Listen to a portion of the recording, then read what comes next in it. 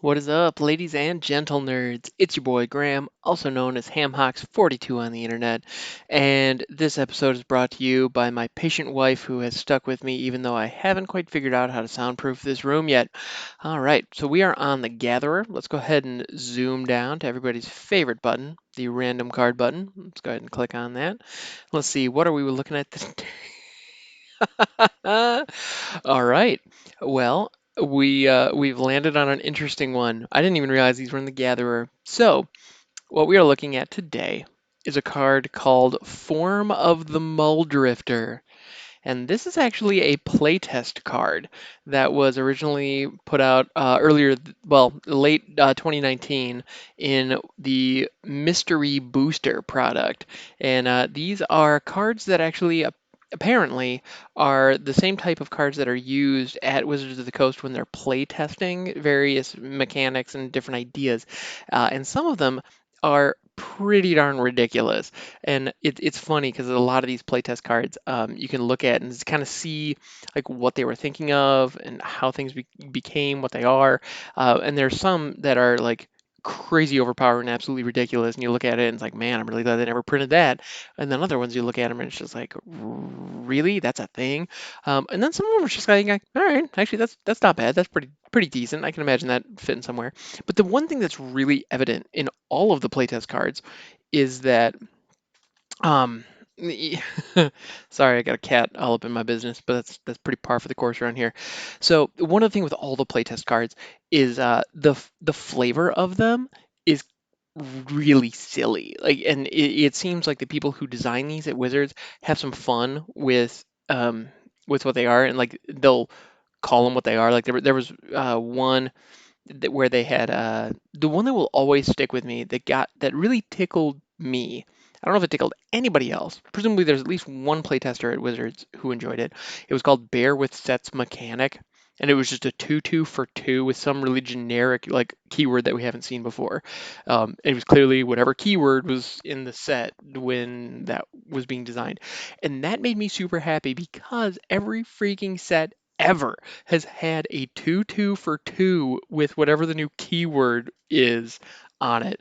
I mean, okay, not every set ever, but a lot of them. Like that is not uncommon. It's so common that we just call them bears. We don't even like yeah, it's it's fun. So anyway, all that to say, these playtest cards are silly. Like they're so weird. They're not even unsets. Like they haven't seen any official printing. They're not real. These are just a silly little thing that presumably at some point somebody at Wizards put onto a playtest card just to see, can something like this work? Can we play with this? And I would imagine every single card that we have ever played with, at least in recent memory, has had a playtest card like this, at Wizards headquarters at some point. So these are some especially funny ones, and they decided to share them with the world, presumably because they realized, yeah, we're never going to actually print these, so we might as well share them because we had some fun with these. So this particular one is Form of the Mulldrifter. It is a tribal enchantment elemental. Okay, so it's an enchantment that is apparently the tribe elemental, which I know tribal enchantments are a thing, and it costs 4 generic and 1 blue. And it says when card name, um, also in playtest cards, whenever there's a card name, whenever that's the word that appears, what that basically means is insert the name of this card that you're looking at. So it would read, if this had been printed in a real set, it would read when Form of the Mulldrifter enters the battlefield, draw 2 cards. Okay, cool. Well, it's a Mulldrifter. Cost 5, you draw 2 cards when you play. Great. You may cast creature cards from your hand as though they were the card Mulldrifter. And you can still evoke this way. They're Mulldrifters. So, basically, every single creature you have in your hand becomes a Mulldrifter. And Mulldrifter, if you're not familiar, it is a card. that it is an elemental that when you can pay 5 and it comes into play. I believe it's a 2/2 with flying and you draw 2 cards, or you can evoke it and pay like 3. I think it's 1 generic and 2 blue if I remember correctly.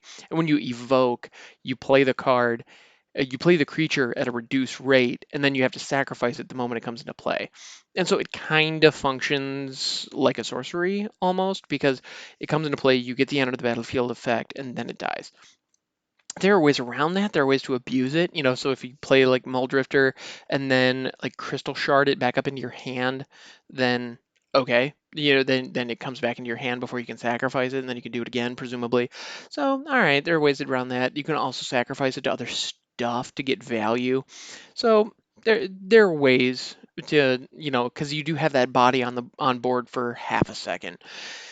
Um, so yeah, this turns all of your creatures into Mulldrifters. So that's ridiculous, and I'm really glad they didn't play this. I'm really glad they never actually printed this, um, because that would be absolutely bonkers. So what? Because the thing that it doesn't really address is so you may cast them as though they were Mulldrifters, but does that mean that once they're in play, they they Mulldrifters in play? And so you may cast them as though they were Mulldrifters. So you can play them as a Mulldrifter, or you could play them as whatever they were. Is that how that works? Um, well, because then that could be kind of fun because you could do some interesting things with it where having every single card in your hand be a second copy of something that's pretty decent. Like Mulldrifter is never bad. If you're playing blue, you're never sad to see it because at the absolute worst case scenario, you pay 3 and draw 2 cards. That's great. Again, you're never going to be mad at that. Divination is a staple blue spell for a reason. It's pay 3, draw 2 cards. You can't go wrong. Council of the Sword of Tommy is also a functional reprint. Anyway, um, cool. Also, there are some rulings. What judge actually felt the need to weigh in on how the hell Form of the Mulldrifter would operate? All right, this is weird enough. I need to read these. Um, yeah. So yeah, this whole thing. These mystery boosters are crazy. Oh, and the artist it actually got recognized on Gatherer.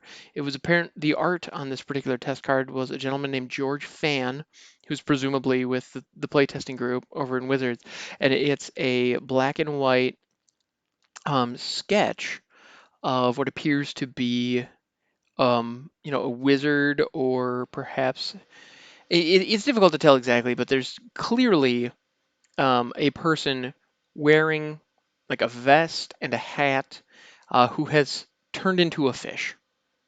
So there's a fish person, or there's a fish kind of standing upright with a vest and a hat on, looking down and there's a book like kind of in midair in front of him as though he or she just transformed into this fish. And the look on the fish's face is one of kind of surprise and concern, I would say. So as though this person was just reading a book, minding their own business, and then boom, all of a sudden they were a fish. Yeah, it's interesting. It tells a fun little story, and it is a well drawn sketch, but it's clearly an old pencil sketch. They inked it before printing it off on the card itself. But anyway, that's kind of fun. So the rulings. Okay, let strap in. I have a feeling that this one might run a little long because the rules on this card. I mean, I couldn't even scroll down to the rulings before just going on about the rulings. So yeah, strap in. Yeah, if you want to go grab some snacks, now's not a bad time to do that. Need to hit the bathroom because we might be a minute. I'll wait. Yeah, still here, still waiting, just making sure that we don't have any dead air because I know that that's like way not okay. Yeah, I know it's a podcast and you could pause it, but I like to think that someday this might get broadcast over the radio, so I'm just gonna make sure we don't have any dead air. And okay, are you done? All right, let's go. So rulings. On November 12th, 2019, there were 4 separate rulings on this. Presumably, this was around the time they were printed. And I find it funny that there are rulings because this card will never ever see constructed play. So, okay. So, ruling number 1, Mulldrifter is a 2/2 blue elemental creature with mana cost 4 and a blue, and the abilities Flying, When Mulldrifter enters the battlefield, draw 2 cards and evoke for 2 and a blue. Okay, I don't know why that needed to be spelled out in the ruling text because you can always just look up Mulldrifter. Also, I find it kind of funny on the image that is in Gatherer. You can actually see peeking out from behind this card is behind the test card, which is not the same size as a full Magic card. There, you can tell that it's actually sitting on top of a copy of Mulldrifter, which is kind of fun. All right, so ruling number 2, same day, November 12th. Evoke 2 and a blue means you may cast the spell by paying 2 and a blue rather than its mana cost, and when this permanent enters the battlefield, if its evoke cost was paid, its controller sacrifices it. Okay, so basically just telling us what the hell a Mulldrifter is and how that works. All right, there's nothing wrong with that. That is something you definitely need to know if you're going to be playing this card. All right, so we're halfway through the rulings, and these aren't quite as exciting or as in-depth as I was hoping. Hopefully these last two can really bring it home. All right, ruling number 3, November 12th, 2019. A creature card cast this way has Mulldrifter's characteristics until it leaves the battlefield or leaves the stack rather than by resolving. These characteristics are copyable values of that object. Got it. Okay, so if I'm reading that correctly, what that means is, so I have let's say a grizzly bear in my hand. Normally 2/2 for 2. Good old-fashioned bear. I can, rather than pay the 1 generic and 1 green to cast a grizzly bear and have a 2/2, I could instead pay 2 generic and 1 blue and evoke a Mulldrifter using the grizzly bear. When it's on the stack, it's a Mulldrifter. When it hits the battlefield, it's a Mulldrifter. So it's a 2/2 with flying, and when it hits the battlefield, since it's a Mulldrifter, I draw 2 cards and then have to sacrifice it because I evoked it. Now, the moment that it leaves the battlefield and hits the graveyard, in that instance, it stops becoming a Mulldrifter and it's back to being a grizzly bear. Because the card in the graveyard is no longer the creature on the field. It doesn't have the characteristics of a Mulldrifter at all. So that's interesting. The flip side to that is uh, when it's in play, it is a Mulldrifter. Period. End of discussion. So Grizzly Bear is not a great example. So let's go ahead and switch it up. So let's say I have an Emrakul, the Aeon's Torn, in my hand. Big fat Eldrazi, worth like $50 or whatever right now because it's just insane. Which, if I'm not mistaken, is a 10/10 for 10 or 11 or 12 or whatever it is. It's one of those just game shattering, meta warping kind of creatures. Um, and so let's go ahead and say I choose to play that for 4 generic and a blue. So it comes into play as a Mulldrifter. So what my opponents in a physical game would see is they will see an Emrakul sitting on the battlefield. But instead of being an Emrakul, that is going to be a 2/2 flyer, a 2/2 flying fish.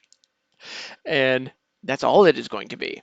So Emrakul generally is huge. It flies. It has the Annihilator, like 12 or whatever it is. Okay, that's hyperbolic, but it has the ability Annihilator, so whenever it attacks, it forces the defending player to sacrifice permanents.